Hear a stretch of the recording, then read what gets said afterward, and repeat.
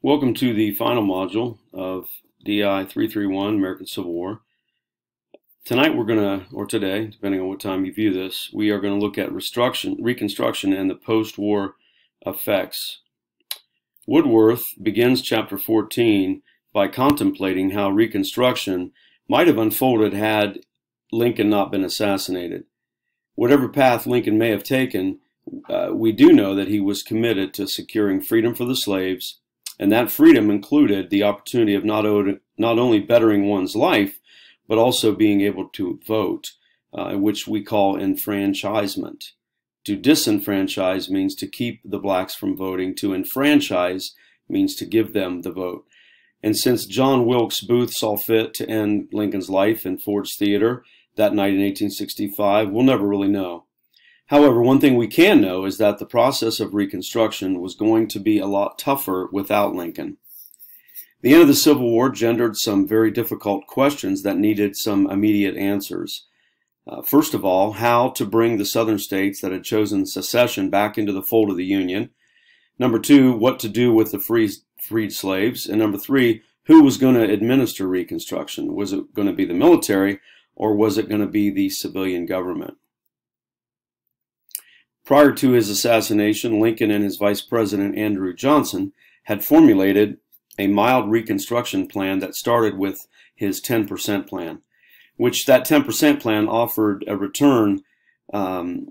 gentle return for the Union's erring Southern citizens. At the heart of the plan was a provision that as soon as a number equal to 10%, hence the name, of a state's 1860 voters took an oath of loyalty to the Union, they could then form a local government. So again, the 10% plan was that as soon as a number equal to 10% of the 1860 voters took an oath of loyalty, in other words, 10% of the people that voted to secede from the Union, if 10% of that same voting pool would take an oath to be loyal to the Union, then they could form a local government. This was known again as the 10% plan.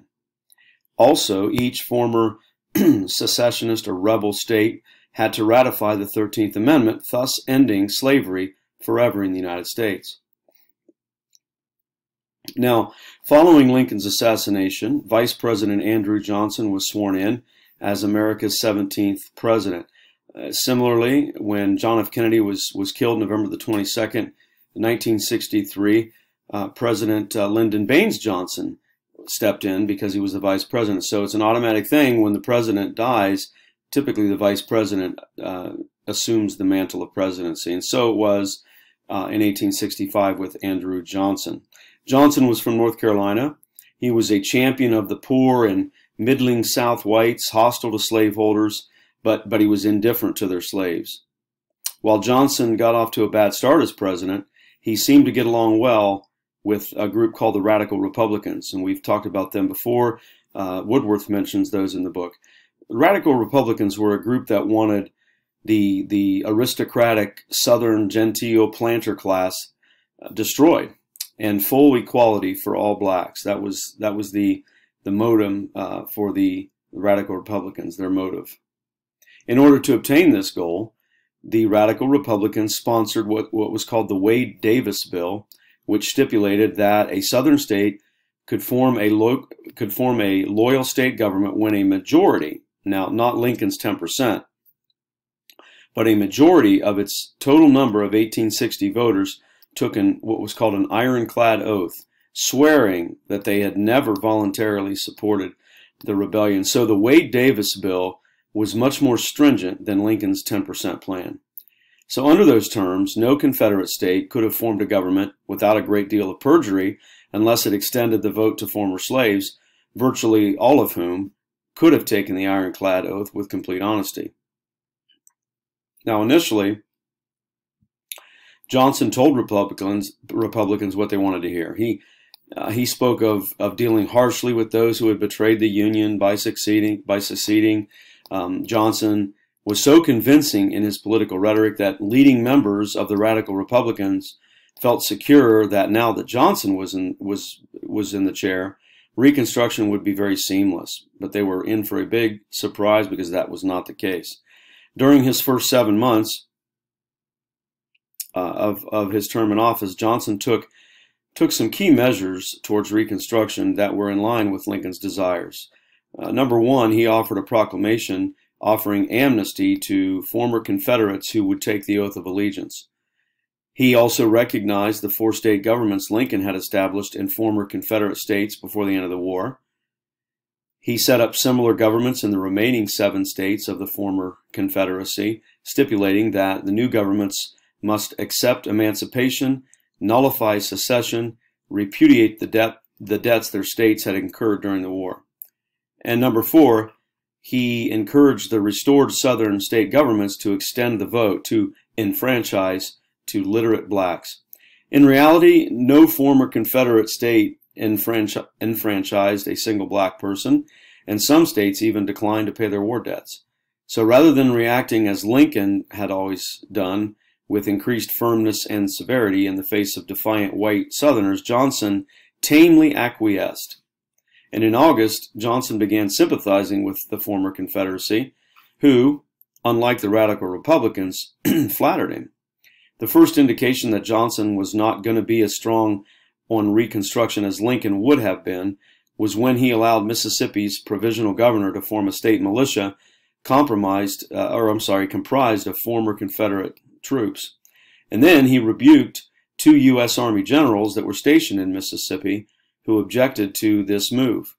In September, Johnson granted 90% of the 15,000 pardon requests he had received from those who had previously been denied such action. So it would seem that Johnson was no friend to the anti-slavery North. On March the 3rd, 1865, Congress passed a bill for the establishment of what was known as the Bureau of Refugees, Freed Men, and Abandoned Lands, or what we would know today are better known as the Freedmen's Bureau. It was under the leadership of its commissioner, a former Union general, General Oliver O. Howard, and the Bureau existed pretty much to help former slaves make an easier transition to freedom. Some things that the Bureau did: it provided emergency food, it provided clothing, housing, medical care, and even advice on how to negotiate work contracts to recently emancipated slaves. It wasn't long before the activities of the Freedmen's Bureau conflicted with Johnson's evident pro-Southern sentiment, and one of the more beneficial acts of the Bureau was the settling of former slaves as land-owning farmers on small parcels of abandoned plantations that had been owned by many of the former white owners who had been active rebels. When Johnson found out about this, he quickly put a stop to it and saw to it that the pardoned rebels got all their land back. And so as more and more former rebels ascended to prominent places within the democratic government system, the Freedmen's Bureau found their job increasingly difficult, and life for many blacks ended up little different than when they had been slaves. One measure that saw to this was the implementation of what was called black codes, which were basically a means of keeping emancipated slaves in a subordinate role. In other words, basically keeping them underfoot as they had been when they were slaves. These codes, these black codes, were unanimously passed by the newly restored legislatures of all the former Confederate states. And you'll recall that prior to the war, each slave state had, as part of its laws, slave codes. We talked about that in an earlier module.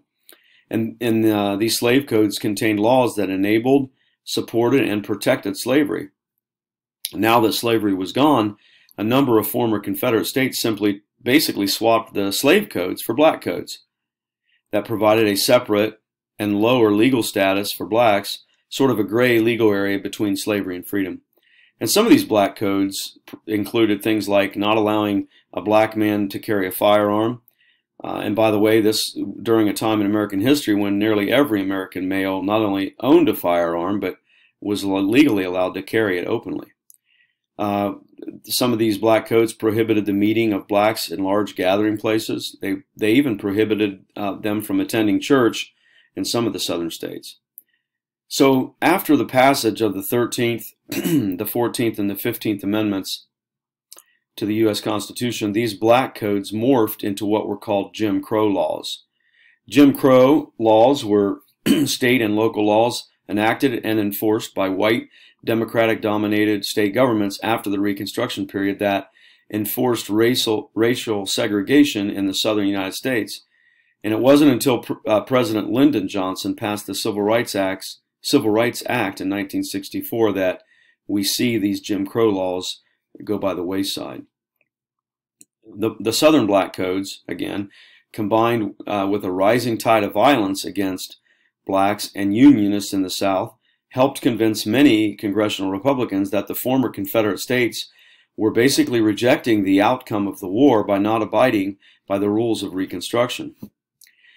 And so, in an effort to get these stubborn Southern states to toe the line, Congress passed what was called the Reconstruction Act of 1867. President Johnson tried to veto this bill, but Congress overruled his veto. And the Reconstruction Act placed Southern governments under direct military rule. The South was divided into 5 military districts. You can see this on the map. Each was run by a general in the U.S. Army. And the 5 districts were, number 1, Virginia. You can see that in the blue. North and South Carolina in the purple there. That was District 2. Georgia, Alabama, and Florida in the orange there. That was District 3. Mississippi and Arkansas in the green. And in the yellow there, Texas and Louisiana, District 5. Tennessee was the only prior Confederate state that was not placed under military rule, and that's because Tennessee had a lot of Union supporters during the war, and it wasn't felt that that was needed there. And so, all told, about 200,000 U.S. Army troops were placed in the South to enforce military rule, and they were under, this man, General William Tecumseh Sherman. And so, as a result, thousands of Southern government officials were removed from office and replaced by these military commanders. The 5 various district commanders ruled in different ways. Some were very good at their jobs, while others were not. And they had very few restrictions on them. They could be cruel, they could be unfair, and they could get away with it because they were military, sort of martial law, if you will. And it was a very harsh time for the population in the South. And honestly, that has bred resentment in the South against the North to this very day. Military rule in the South lasted for 10 years until 1877, when the Republican Party agreed to return Southern states to home rule in exchange for their support of the Republican candidate for president, Rutherford B. Hayes. Another development that arose from Reconstruction was something called sharecropping. Sharecropping was a way for very poor farmers, both white and black, to earn a living from land that was owned by someone else. The landowner provided the land, provided housing, tools, seed, and perhaps even some livestock like a mule, perhaps, or a horse. And a local merchant provided food and supplies on credit. So at harvest time, the sharecropper would receive a share of the crop, hence the name, sometimes from 1/3 to 1/2 of the crop, and the landowner would take the rest. The sharecropper then used his share to pay off his debt to the merchant. And some would argue that sharecropping was just another form of slavery, because what it did was it tied sharecroppers to the land, and it subordinated them under a white landowner. Now, by the 1940s, as America is getting ready to get into World War II, sharecropping sort of fades away. And that's because of the Great Depression and also more mechanization in farming. Reconstruction also gave way to some new terms that are still used today in the South. The first was the term carpetbagger. A carpetbagger was a Northerner who moved to the South during Reconstruction to help out the Freedmen's Bureau. Another term was the term scallywag, which were Southern whites against slavery in the Republican Party, which in turn controlled ex-Confederate states for varying periods. Carpetbaggers originated, they were called that because of the luggage that they were seen carrying. People who moved south needed luggage quickly and at affordable prices, and so carpet bags were made out of old carpets that still had some wear left in them, sold for $1 or $2 at a dry goods store. Halfway through his term, Johnson became increasingly hostile towards Congress and increasingly sympathetic towards those who had rebelled against the Union. And Congress considered impeachment, but couldn't reach a unanimous decision on that. In August, Johnson removed Edwin M. Stanton, the Secretary of War, and installed General Grant in his place as interim secretary. And that December, Congress met again and voted to disapprove Johnson's removal of Stanton, and Johnson was reinstated. But on February the 21st, 1868, Johnson defied blatantly the Tenure of Office Act and outright fired Stanton, which caused Congress to impeach Johnson 3 days later. Johnson's impeachment trial in the Senate started on March the 4th, 1868, 8 days after his impeachment by the House. Johnson's team of talented defense attorneys argued that since violation of the Tenure of Office Act was not a crime for which an ordinary citizen could be indicted, it was not an impeachable crime either. Because of the man who stood to replace Johnson, a radical man by the name of Benjamin Wade, Republicans decided that it was probably within their best interest to not remove Johnson if he would show some restraint towards vetoing everything that they tried to pass that was related to Reconstruction. Johnson agreed to do that. And by the end of 1868, 7 former Confederate states had been readmitted to representation in Congress. And despite the setback they had suffered in failing to remove Johnson from office, the congressional Republicans had scored a major success in their program of Reconstruction.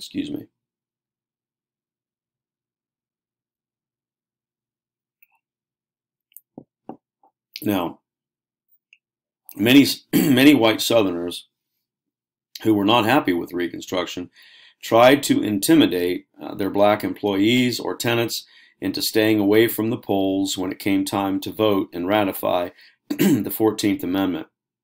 And some whites organized themselves into these night-riding organizations to carry out murders and beatings and other acts of terror against blacks and their white allies. Chief among these night-riding organizations was the Ku Klux Klan, or the KKK, founded right after the war ended in 1865 in Pulaski, Tennessee. It was founded by 6 former Confederate officers. And the Klan was initially a relatively harmless, just a kind of a fraternal organization, sort of like the Elks Club or the Lions Club.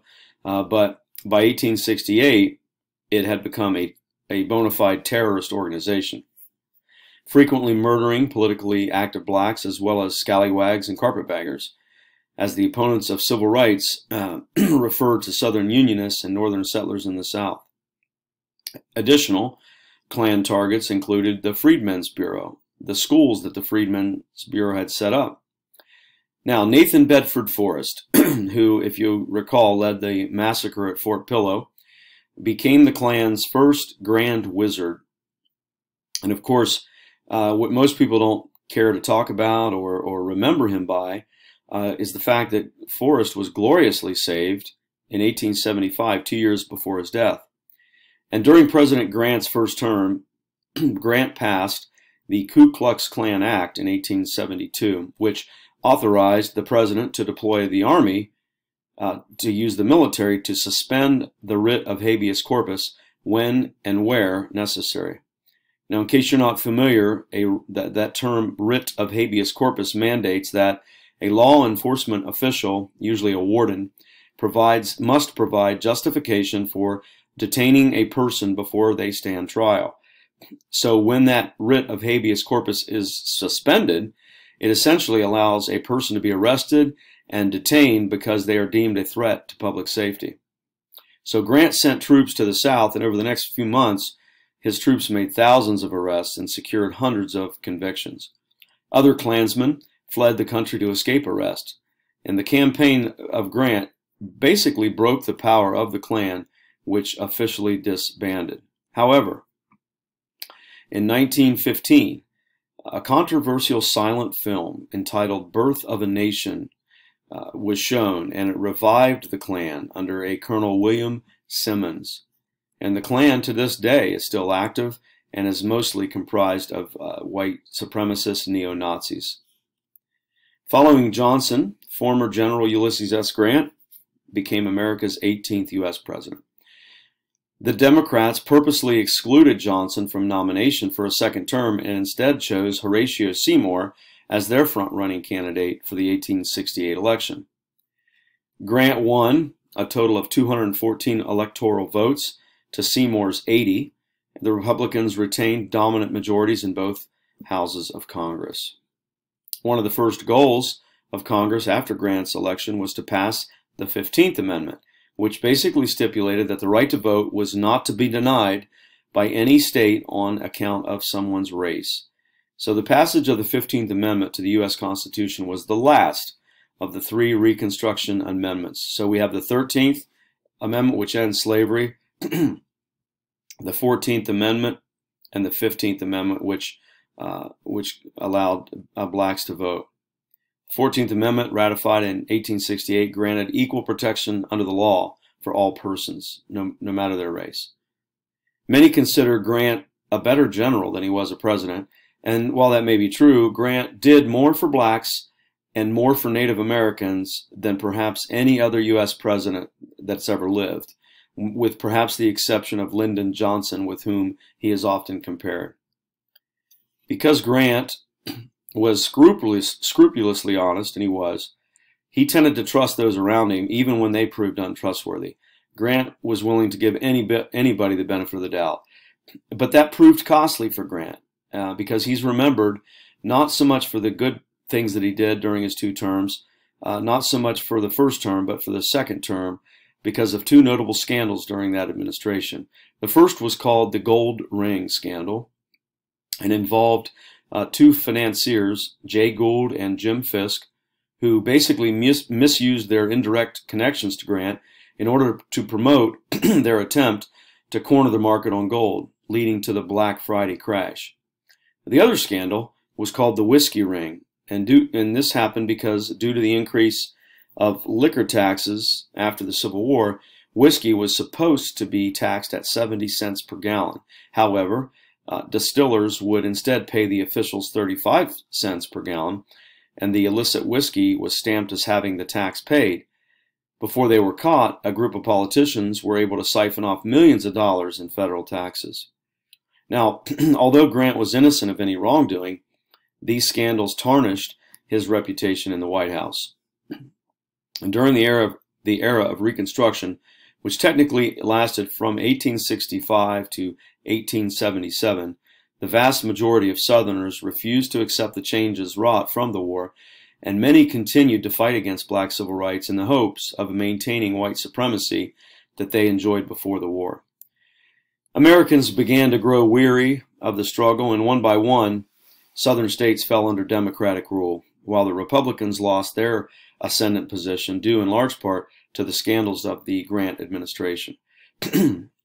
As the 1876 election neared, Republicans chose Civil War veteran and Ohio native Rutherford B. Hayes as their candidate, while the Democrats nominated New York Governor Samuel J. Tilden as their candidate.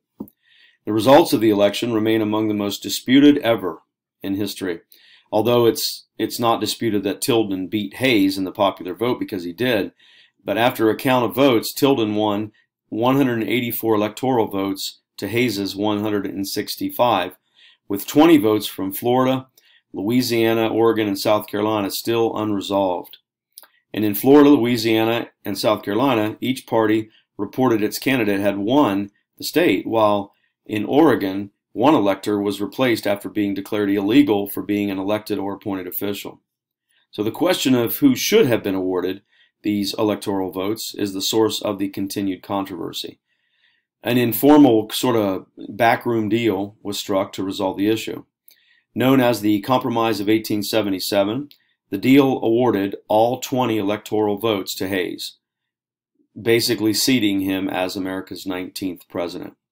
And in return for the Democrats' agreement to this, the Republicans agreed to withdraw all federal troops from those military districts that I mentioned a moment ago. They also agreed to build another transcontinental railroad.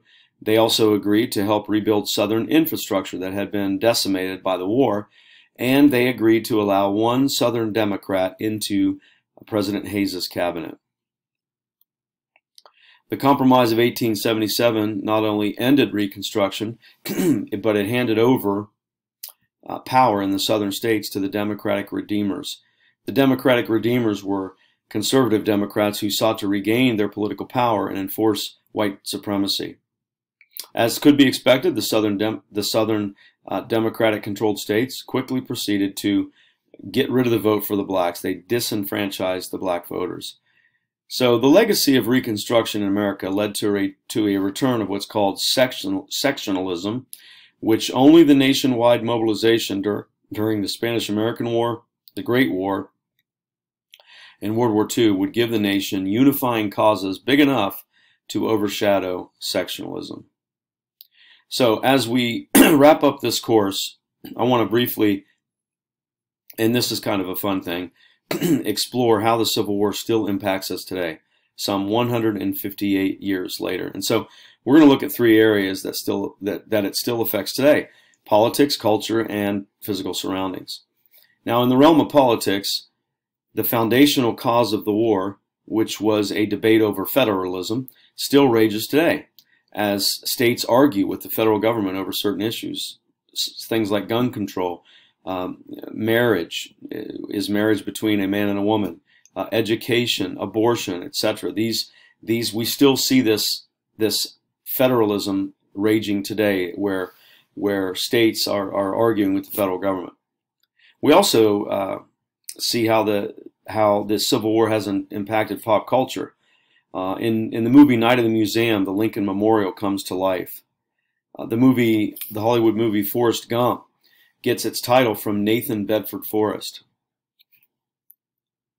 Margaret Mitchell, who wrote the famous novel Gone with the Wind, not only a best-selling novel, but was made into one of the greatest movies of all time. Organizations such as the Red Cross, the National Rifle Association, and even the Secret Service can all trace their lineage to the American Civil War. Even public schools choose their names due to the impact of the Civil War. We have John Clem Elementary School.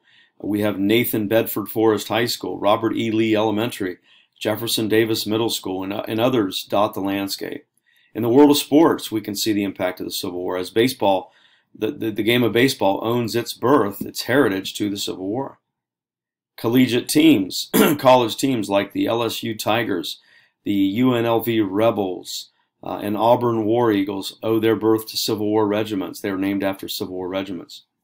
Even the toy industry has also capitalized on the Civil War. When I was a kid, growing up in the 60s and 70s, there was a toy company called the Marx Toy Company, and they created these elaborate plastic play sets with plastic 35 millimeter, 54 millimeter plastic soldiers with covered wagons and horses and fences and tin buildings and cannons and all kinds of fun stuff. And you know, kids my age would play with these things for hours. We didn't have PlayStation back then. It was safe to go outside and play, but sometimes my brothers and I would play in the house with these sets. And the interesting thing is I wish I would have saved these, because back in, say, the 1960s, one of these sets would go for about $8. Today, it's about $3,000 if you still have one. Some of our major holidays were enacted because of the Civil War. Memorial Day, Thanksgiving Day, President's Day, and others. Some of our nation's most popular and recognizable physical landmarks originated because of the war. Arlington National Cemetery was built on Robert E. Lee's homestead. And if you tour the nation's capital, you'll see you can go and visit the Grant Memorial as well as the Lincoln Memorial. And although many have been removed in recent days, there are still hundreds of statues commemorating famous Civil War figures, personalities, and so forth around America. Street names and subdivisions have been named in honor of the war. Even facial hair fashion has been influenced by the war. This is General Burnside, General Ambrose Burnside, who, if you recall, led the 9th Union Corps during several battles, and he spawned the term sideburns, which we still speak about today. And of course, the legacy of President Lincoln continues to influence generations to come. The Hollywood film Saving Private Ryan includes a scene in that movie where the character portraying General Marshall reads a letter written by Abraham Lincoln to a mother who had lost her son during the Civil War. More books have been written about Abraham Lincoln than any other U.S. president to date. Lincoln reenactors annually portray their hero, and we even see his legacy as the Illinois state motto. And Lincoln remains the quintessential American president who possessed the character to reunite a fractured union.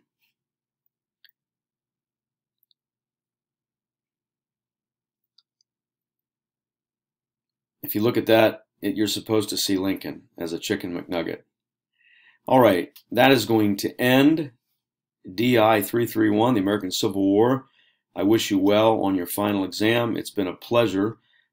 This was the first course online at West Coast Baptist College for the American Civil War. I was very excited to be a part of this, to prepare this for you, and I look forward to seeing some of you on campus soon.